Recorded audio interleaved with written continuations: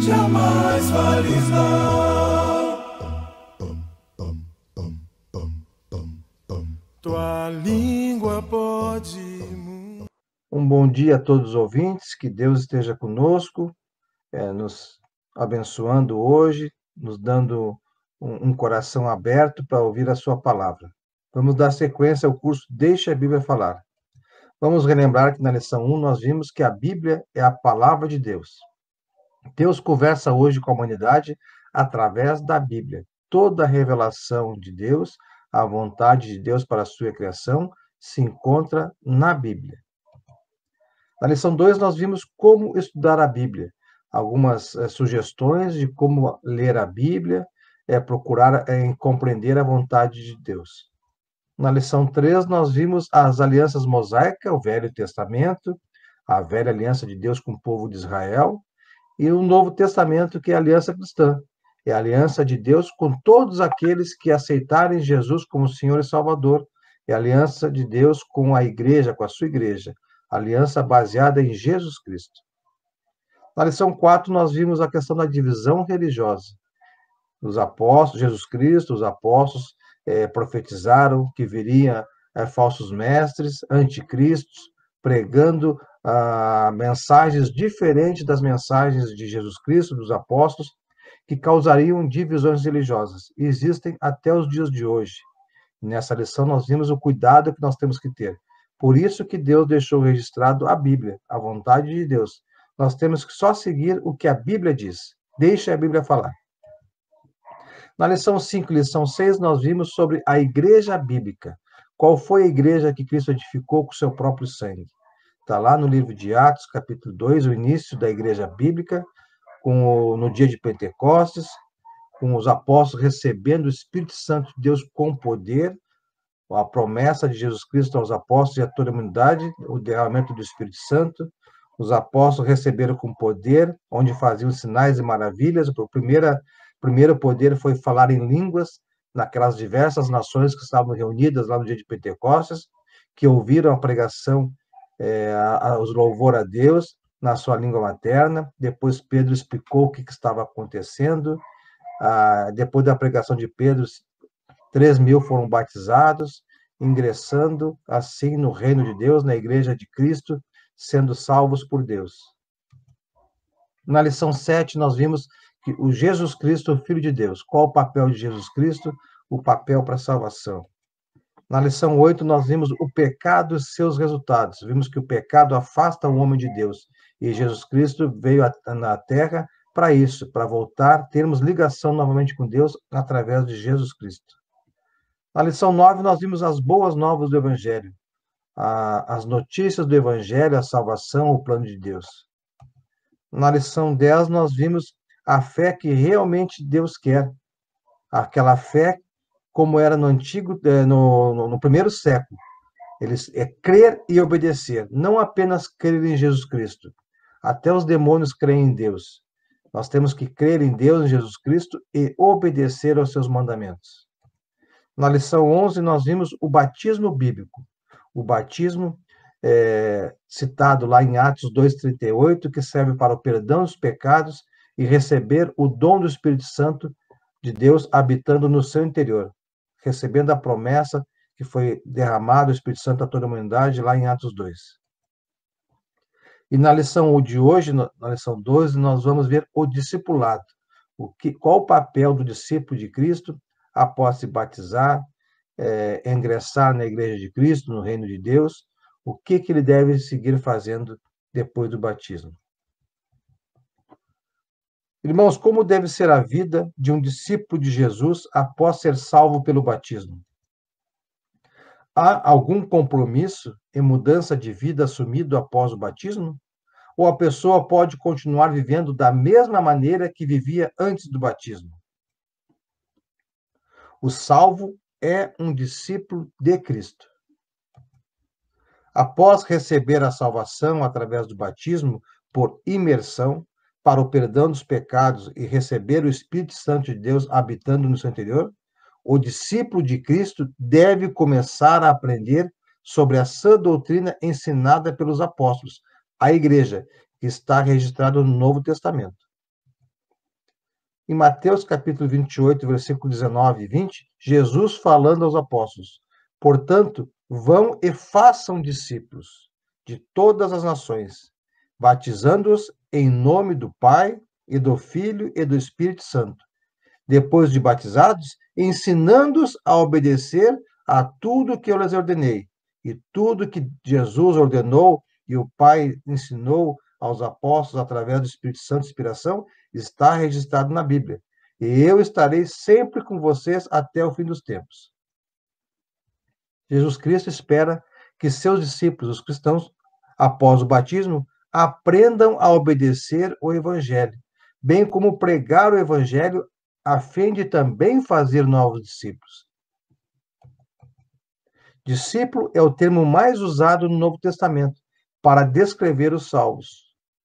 Em Atos capítulo 6, versículo 2 está escrito: por isso, os 12 reuniram todos os discípulos e disseram: não é certo negligenciarmos o ministério da palavra de Deus a fim de servir a mesas.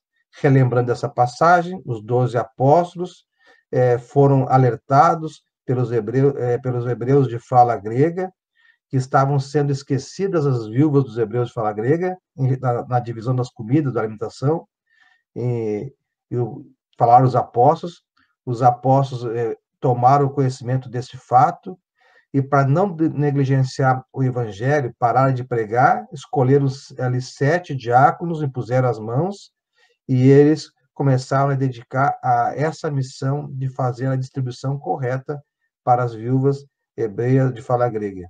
Então, aqui, a palavra discípulos. Em Atos 6, versículo 7, diz: assim a palavra de Deus se espalhava, crescia rapidamente o número de discípulos em Jerusalém. Também um grande número de sacerdotes obedecia à fé. Em Atos 11, 26 está escrito: e quando o encontrou, levou-o para Antioquia. Assim, durante um ano inteiro, Barnabé e Saulo se reuniram com a igreja e ensinaram a muitos. Barnabé foi atrás de Saulo e trouxe Saulo para Antioquia para juntos ensinar o evangelho aos irmãos que estavam lá entrando no caminho de Deus. Em Antioquia, os discípulos foram chamados pela primeira vez de cristãos. Portanto, os salvos, os seguidores de Jesus Cristo, foram chamados de discípulos, antes mesmo de serem chamados de cristãos. O que significa a palavra discípulo? Significa aprendiz, aluno, seguidor. Qual deve ser o alvo do discípulo? O discípulo não está acima de seu mestre, nem o servo acima de seu senhor. Diz Jesus lá em Mateus capítulo 10, versículos 24 e 25. Basta ao discípulo ser como seu mestre, e ao servo ser como seu senhor. Se o dono da casa foi chamado de Beelzebul, quanto mais os membros da sua família. Ou seja, nós discípulos, nós cristãos, devemos ser como o nosso mestre é, Jesus Cristo. Esse é o nosso alvo, sermos como Jesus Cristo foi aqui na terra. Em João capítulo 2, versículos 4 e 6 está escrito: aquele que diz eu o conheço, mas não obedece aos seus mandamentos, é mentiroso e a verdade não está nele. Mas se alguém obedece à sua palavra, nele verdadeiramente o amor de Deus está aperfeiçoado. Desta forma saberemos que estamos nele. Aquele que afirma que permanece nele deve andar como ele andou. Nós devemos andar como Jesus andou, obedecer às suas palavras, seus mandamentos, e tudo isso está registrado no Novo Testamento. Nós, graças a Deus, a Bíblia, a revelação de Deus, a vontade de Deus para a sua humanidade, para os seus filhos, está toda revelada e registrada no Novo Testamento, na Bíblia. Jesus disse aos judeus que haviam crido nele: se vocês permanecerem firmes na minha palavra, verdadeiramente serão meus discípulos. Nós, hoje, no século XXI, temos que permanecer firmes na palavra de Deus, de Jesus, que está registrada na Bíblia.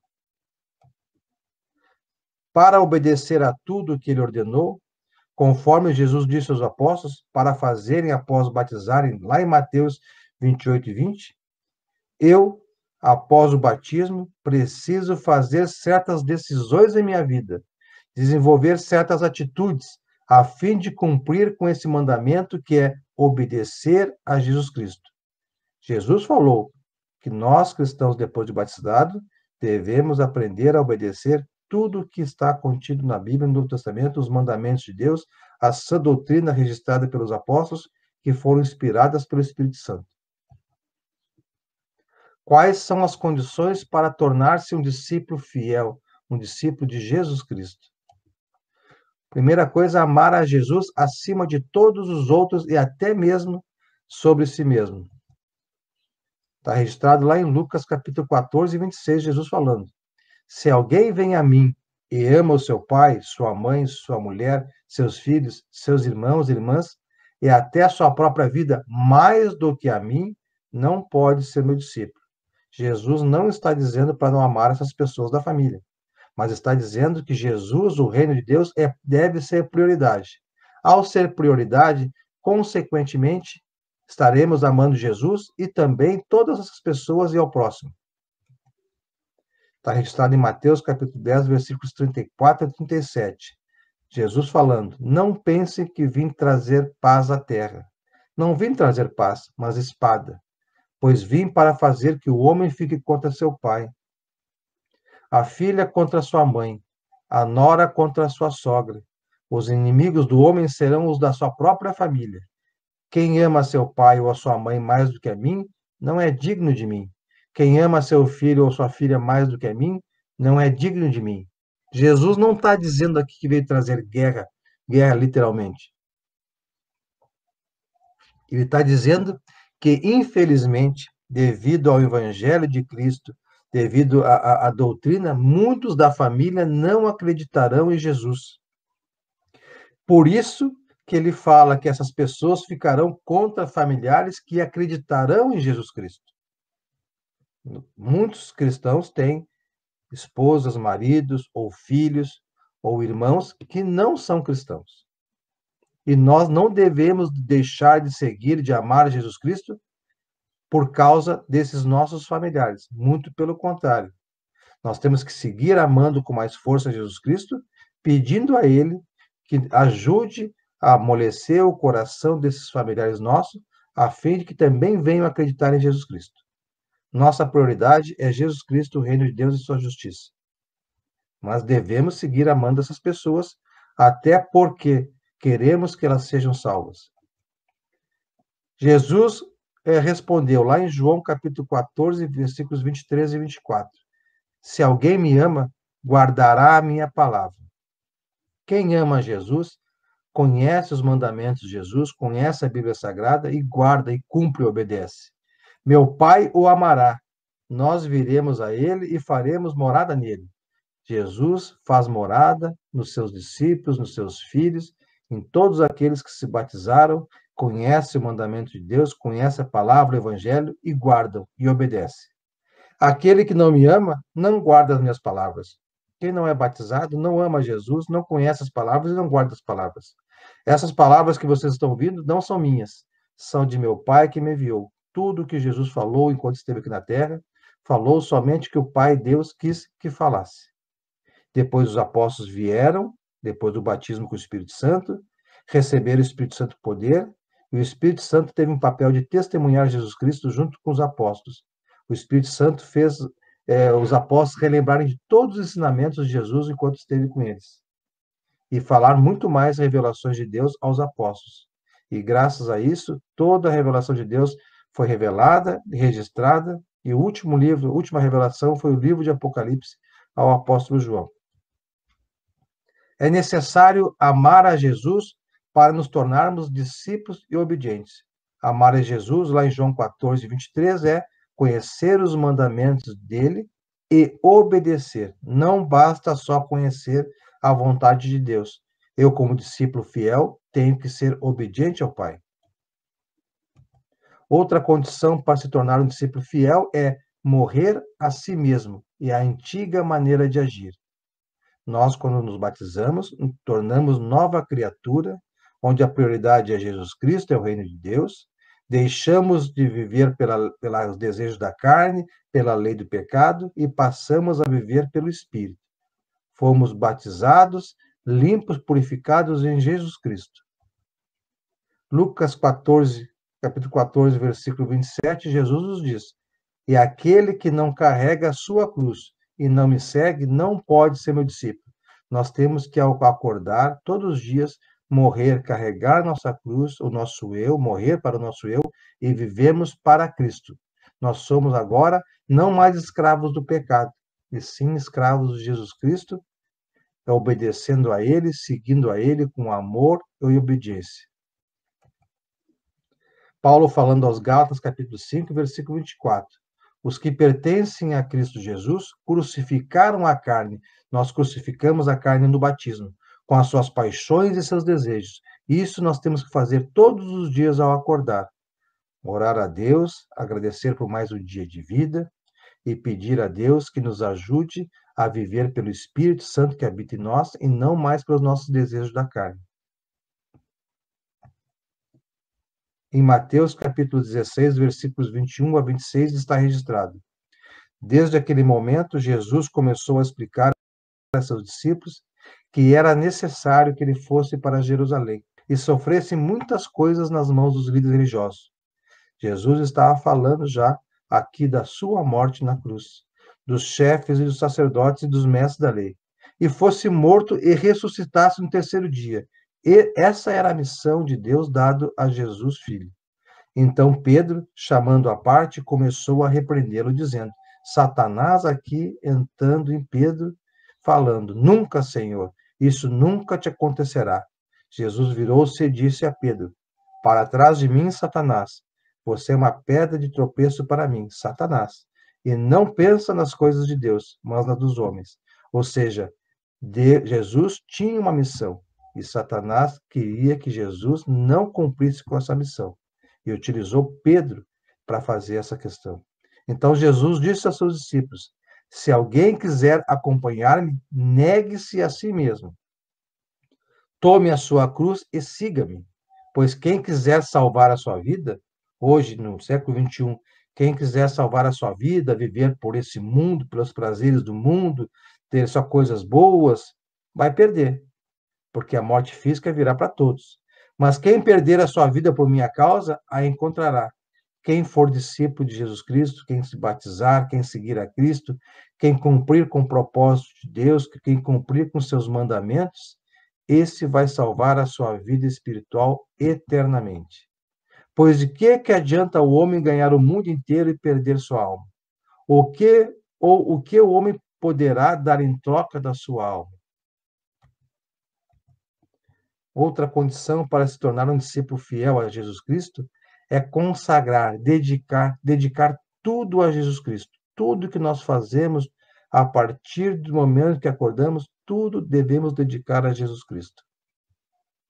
Em Lucas capítulo 14, versículo 33, está registrado: Da mesma forma, qualquer de vocês que não renunciar a tudo o que possui, não pode ser meu discípulo. Nós devemos dar prioridade e ter disposição para seguir Jesus Cristo. Lucas capítulo 9, versículos 57 a 62, está registrado: Quando andavam pelo caminho, um homem lhe disse: Eu te seguirei por onde quer que fores.